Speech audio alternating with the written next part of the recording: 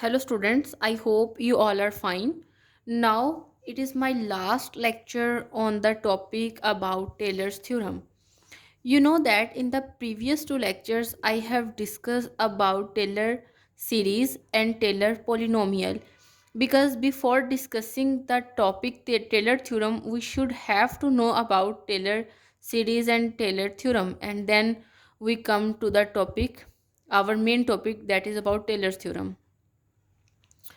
Now, the Taylor's theorem says that if f means f is our function, f can be of any function, means our function f of x could be exponential function, it could be a trigonometric function, and it could be a polynomial function and any function.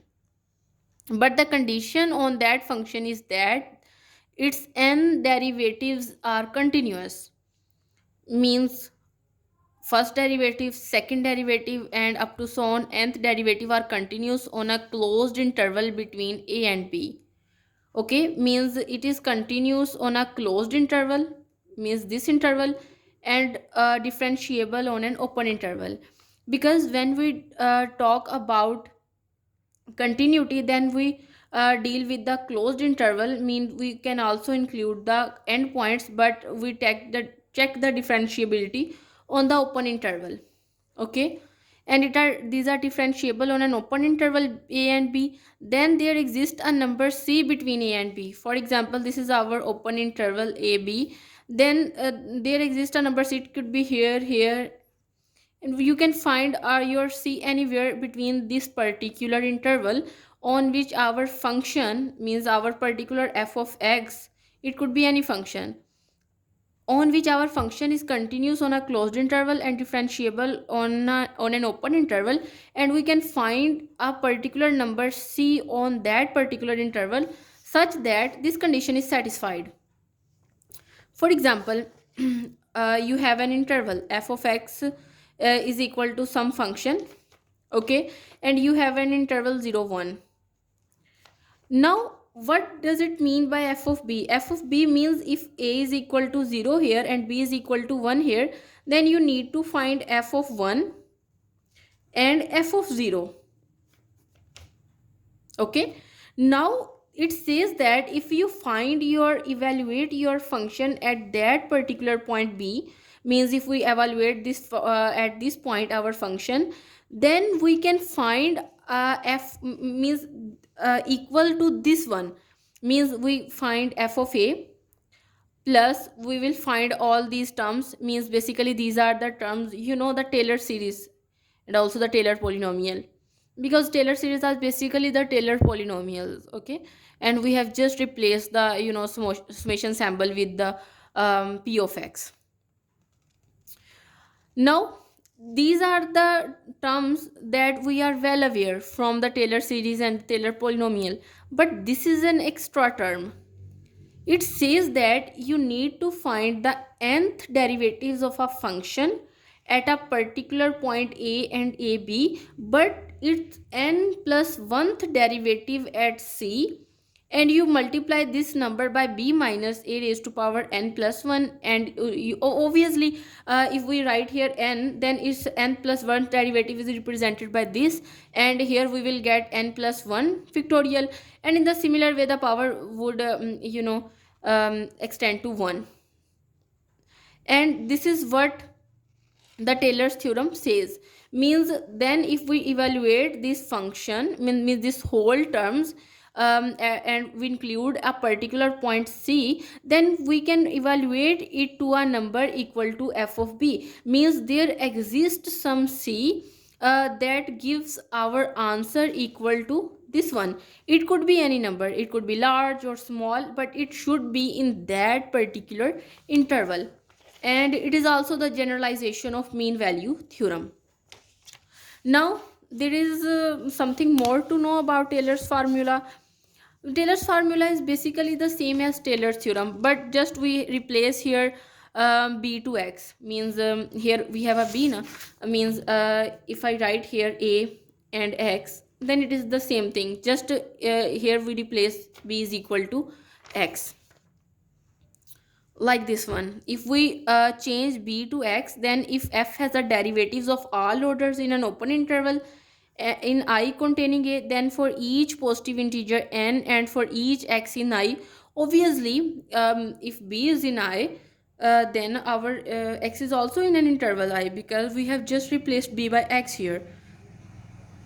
And also if we replace all the other things, like here we replace f of b by x, basically you can write this same formula here, but it is just the replacement of x. And here I write x minus, basically where is b, then you just need to replace x, and this function we basically replace with this term. Okay, that means you can write it as r n of x is equal to f n plus 1 times c over n plus 1 factorial and x minus a raised to power n plus 1. Okay, this is basically what we represent here by r and x. And obviously for some c between a and x, here just I write here what I write in the previous page, that r and x is basically the this term. Now let us look at a particular example and try to understand what Taylor's theorem says. Basically, when we try to deal with Taylor's theorem, then we find it somewhat difficult that how we can apply this theorem, but it is very easy to apply. As the example says, that show that the Taylor series, I hope you can see it clearly. Yes. Show that the Taylor series generated by f of x is equal to exponential power x at x is equal to 0. Okay, basically this is our function here now, and we need to find at x is equal to 0 converges to f of x for every real value of x. Means to say that we need to find the Taylor series of our exponential function, and we need to show that our function converges to means it converges to f of x for every real value of x. Now the function has derivatives of all orders throughout the interval I. Obviously, the exponential function, the domain of exponential function is from negative infinity to infinity. That means we can substitute any real number in place of x here. So we its nth derivative exists, and it has Taylor series of the form this one. And here I just replace means I have not written down the value, but I have just written down r and x here. But we know that the value r and x is equal to this one. And if we write the values, means r and x is equal to f raised to power n plus 1 as it is, c as it is, and all the other values. Means I have just written down here the formula of r and x. Now we know that our exponential function is, that our function is f of x is equal to e raised to power x. Its first derivative is equal to e to power x. Its second derivative is equal to e raised to power x. Means up to many derivatives you get the same value e raised to power x. Okay, and that's why I write here that its n plus 1th derivative is equal to e to power x. And if we replace x is equal to c here, then you know that it is equal to e raised to power c. Now if we replace the values here, like r and x is equal to, this value is equal to e raised to power c, then I just replace here e raised to power c, and here a is 0. Basically here our a, here I write x is equal to 0, but it basically means that our Taylor series centered at that particular point. And as you know that we have seen in the definition that basically this point is a. Okay, so x minus 0 raised to power n plus 1 same, and n plus 1 ka factorial for some c between 0 and x.